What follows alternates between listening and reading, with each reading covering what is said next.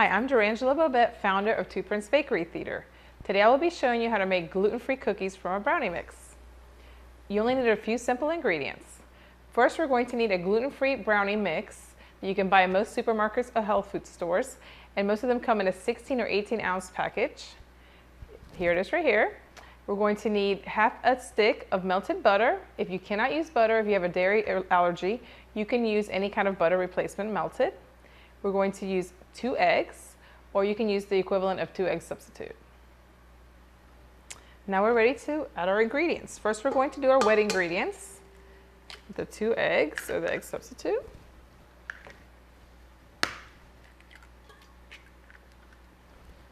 Our melted butter, or butter substitute that you've melted.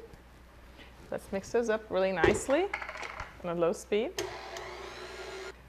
Now we're ready to add our brownie mix that is gluten-free. I'm going to put it all in. We're going to mix it in with our wet ingredients that I've already started to mix.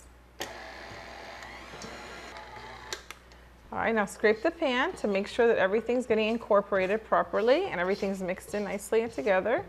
It looks like it has. One more little mix. Now that our dough has chilled for 15 to 20 minutes, we're going to use a cookie scoop and we're going to scoop out the dough.